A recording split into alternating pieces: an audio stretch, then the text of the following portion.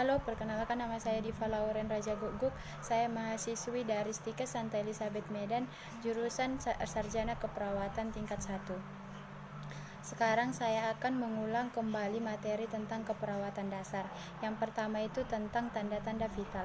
Tanda-tanda vital adalah pemenuhan nutrisi yang dilakukan oleh perawat dengan berbagai kondisi klinik pasien. Tanda vital diukur untuk menentukan status kesehatan vital klien. Pengukuran yang paling sering dilakukan adalah yang pertama pengukuran suhu, yang kedua itu nadi, yang ketiga tekanan darah, yang keempat frekuensi pernapasan, dan yang kelima nyeri. Yang pertama kita akan membahas pengertian dari suhu tubuh. Suhu tubuh adalah perbedaan jumlah panas yang diproduksi oleh proses tubuh. Suhu tubuh normal bayi 36,3 sampai 37,7 derajat Celcius. Suhu anak-anak yaitu 36,1 sampai 37,7 derajat Celcius. Suhu tubuh orang dewasa 36,5 sampai 37,5 derajat Celcius. Fungsi dari suhu tubuh yaitu yang pertama fisiologi, mempertahankan suhu tubuh. Yang kedua etiologi, produksi suhu tubuh. Yang ketiga frekuensi pengukuran suhu tubuh, dan yang keempat konveksi, serta yang kelima evaporasi. Jenis-jenis pengukuran tanda-tanda vital. Yang pertama itu tekanan darah. Tekanan darah merupakan kekuatan pemompaan darah yang dilakukan oleh jantung untuk mengalirkan darah di dalam arteri hingga ke seluruh tubuh. Tekanan darah dibagi menjadi dua bagian, yaitu sistolik dan diastolik. Tekanan sistolik merupakan bagian atas yang menunjukkan tekanan darah di dalam arteri pada saat jantung berkontraksi untuk memompa darah ke seluruh bagian tubuh. Sedangkan tekanan diastolik adalah menunjukkan tekanan darah di dalam arteri pada saat jantung beristirahat untuk mengisi darah dari seluruh bagian tubuh. Yang kedua, denyut nadi. Denyut nadi merupakan frekuensi pemompaan jantung pada arteri. Pengukuran denyut nadi bermanfaat untuk menentukan irama arteri. Pengukuran denyut jantung bermanfaat untuk menentukan irama dan kekuatan nadi. Pengukuran denyut nadi dilakukan dengan menggunakan stetoskop atau menggunakan jari yang ditekan pada nadi penderita selama 60 detik. Denyut nadi dilakukan pada 5 jenis arteri, yaitu yang pertama arteri radialis atau pergelangan tangan, arteri branchialis atau siku, arteri karotis atau leher, arteri popliteal atau belakang lutut, dan arteri dorsalis pedis atau kaki. Denyut nadi normal untuk orang dewasa adalah 60 sampai 100 kali per menit. Dapat disebut juga dengan detak jantung normal. Pada bayi dan anak-anak, denyut nadi normal cenderung lebih tinggi daripada orang dewasa. Selanjutnya, laju pernapasan. Laju pernapasan sama dengan frekuensi pernapasan. Pengukuran laju pernapasan dilakukan menghitung jumlah pengembangan dada seseorang untuk menarik napas dalam waktu 1 menit. Pengukuran laju pernapasan umumnya dilakukan pada saat istirahat. Metode ini bertujuan untuk menilai sulit atau tidaknya seseorang dalam bernapas. Pengukuran laju pernapasan umumnya dilakukan pada saat istirahat. Respirasi normal atau pernapasan normal orang dewasa adalah 12 sampai 20 kali per menit. Sementara pada bayi dan anak-anak laju pernapasan normal lebih tinggi daripada orang dewasa. Selanjutnya suhu tubuh. Suhu tubuh merupakan ukuran panas badan seseorang. Pengukuran suhu tubuh dilakukan dengan menggunakan alat ukur yang disebut dengan termometer. Biasa dilakukan melalui mulut, ketiak, dubur, telinga, dan kulit dahi. Suhu tubuh normal orang dewasa adalah 36,5 sampai 37,5 derajat Celcius. Suhu tubuh seseorang bisa berubah-ubah, biasanya dipengaruhi oleh aktivitas, makanan, konsumsi cairan, cuaca, dan jenis kelamin, terutama wanita pada saat mengalami masa subur. Selanjutnya masuk ke judul kedua, yaitu pembahasan tentang head tutu. Pemeriksaan head tutu adalah pemeriksaan secara menyeluruh. Pemeriksaan fisik head tutu adalah suatu yang dilakukan tenaga medis dengan melihat, merasakan, atau mendengar bagian tubuh yang berbeda. Pada dasarnya, pemeriksaan fisik akan meliputi yang pertama inspeksi, melihat adakah kelainan pada organ tubuh yang hendak diperiksa. Yang kedua itu palpasi. Palpasi adalah menyentuh dengan teknik tertentu untuk memeriksa adakah benjolan tulang atau tulang yang patah atau kelainan lainnya. Yang ketiga itu perkusi.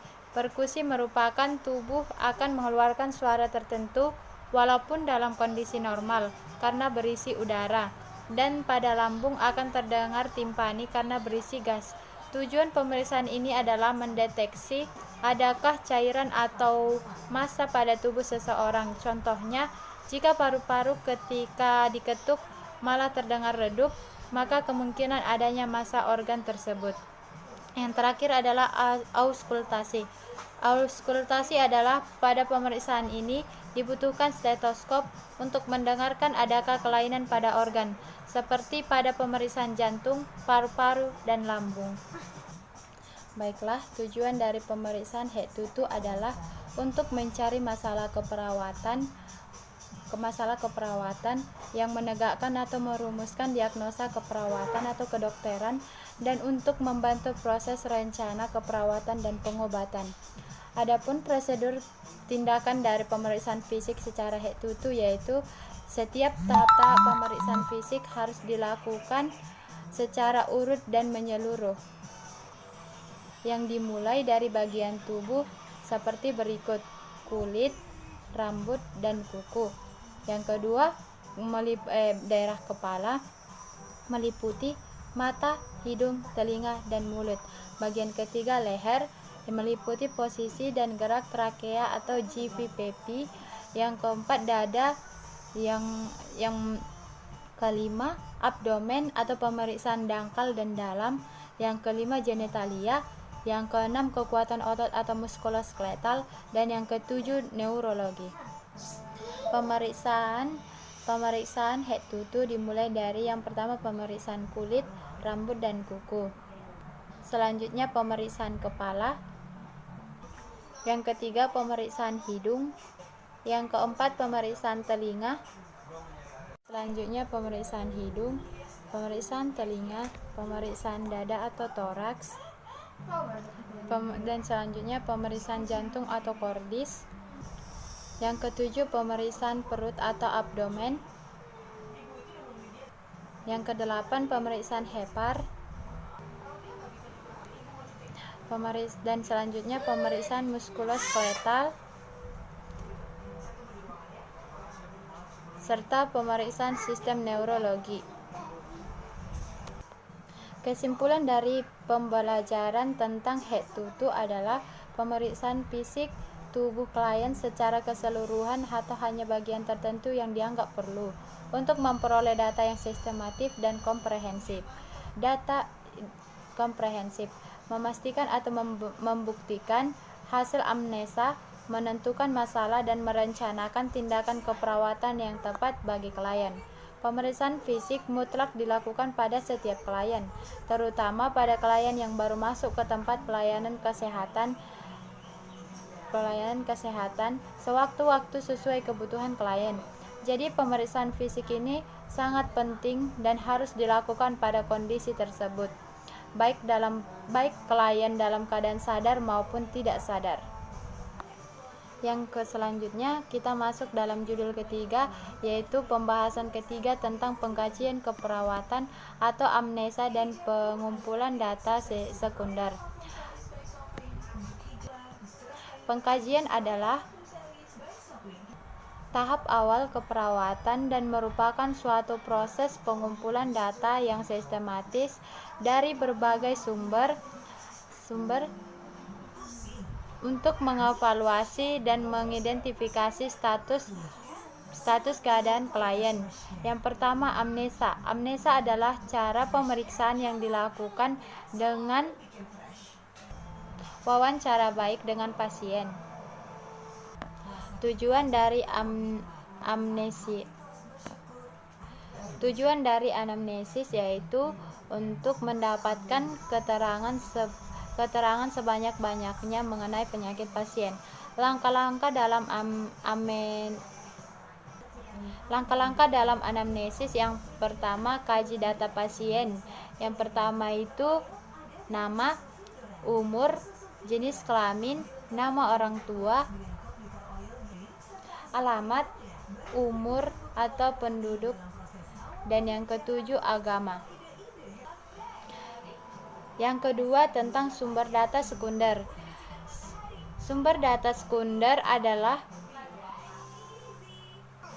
berasal dari keluarga yang terdapat pada orang lain, yang tentang status keadaan klien, serta status status kesehatan klien. Selanjutnya, judul keempat yaitu pembahasan keempat tentang pemeriksaan penunjang. Pemeriksaan penunjang merupakan bagian dari pemeriksaan medis yang dilakukan oleh dokter untuk menganalisis penyakit tertentu. Ada beberapa yang harus dilakukan dalam pemeriksaan penunjang yang sering dilakukan, yaitu yang pertama, pemeriksaan darah, yang kedua, pemeriksaan urin. Penjelasan tentang pemeriksaan darah yaitu biasanya dilakukan untuk mendeteksi penyakit atau kondisi medis tertentu dengan mengambil sampel darah pasien untuk dianalisis di laboratorium. Yang kedua itu pemeriksaan urin. Pemeriksaan urin dilakukan untuk mengetahui kondisi kesehatan fungsi ginjal atau apakah seseorang Selanjutnya masuk ke judul kelima, yaitu pengendalian infeksi dasar. Pengendalian infeksi merupakan upaya untuk memastikan perlindungan kepada setiap orang terhadap penyesuaian tertular atau kemungkinan tertular infeksi dari sumber masyarakat umum. Pengendalian infeksi dapat dilakukan dengan melakukan praktik hand hygiene. Yang kedua, safe patient handling, yaitu keselamatan pasien merupakan upaya utama untuk melindungi hak setiap orang, terutama dalam pelayanan kesehatan, agar memperoleh pelajaran kesehatan yang bermutu dan aman. Selanjutnya itu infeksi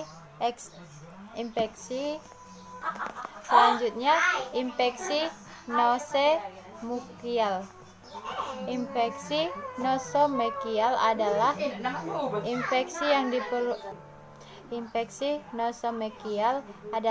infeksi yang diperoleh dari rumah sakit karena adanya infeksi yang tidak diderita pasien saat masuk ke rumah sakit,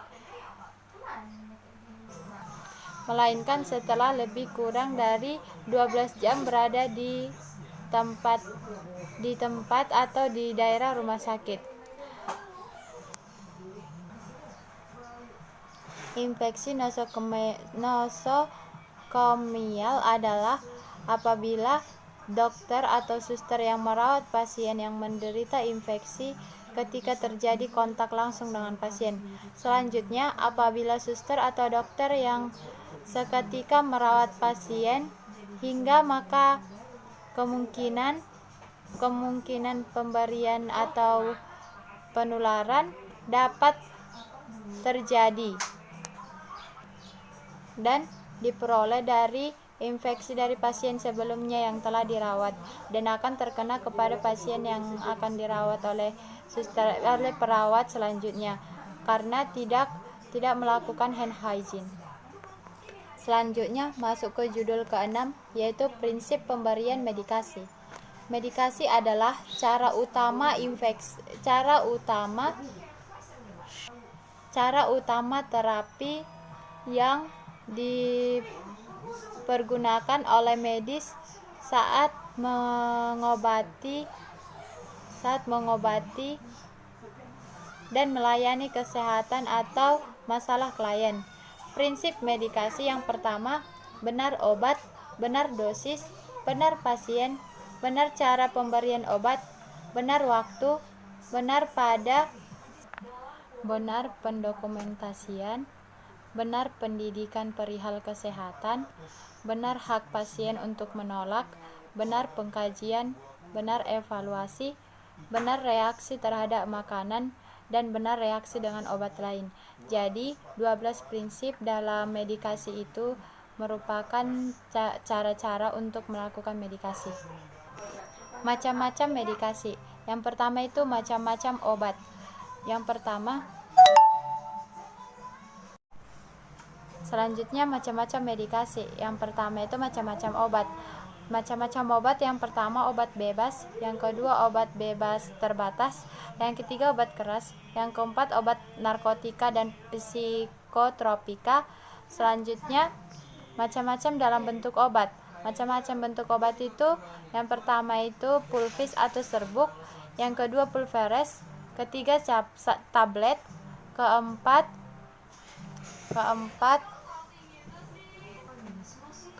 pil, kelima kapsul, keenam solutiones atau larutan, selanjutnya itu bentuk emulsi, yang ketujuh itu bentuk granulik, selanjutnya bentuk ekstrak krum, bentuk infusa dan imunoresera, selanjutnya itu bentuk salep, yang selanjutnya suppositoria, dan yang terakhir itu bentuk dari obat tetes atau gutai. Prosedur pemberian medikasi, yang pertama alat dan bahan, yang kedua prosedur kerja, yang ketiga itu, yang terakhir itu pemeriksaan kembali pemberian obat. Selanjutnya kita membahas tentang prosedur pemberian medikasi. Yang pertama itu prosedur pemberian obat secara oral atau dari mulut. Yang kedua itu pemberian obat melalui intravena. Yang ketiga pemberian obat melalui intrakutan. Yang keempat itu pemberian obat melalui subkutan. Yang kelima pemberian obat melalui intramuskular.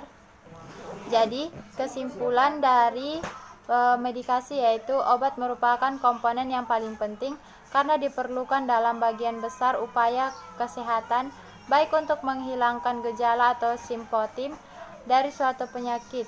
Obat juga dapat mencegah penyakit. Serta ada 12 prinsip medikasi.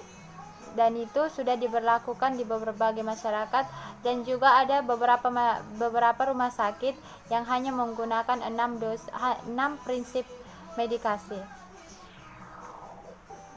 Judul terakhir yaitu pembahasan ke-7 tentang prinsip perawatan luka. Tujuan dari prosedur perawatan luka adalah menyembuhkan penderitaan serta pendarahan, mencegah infeksi,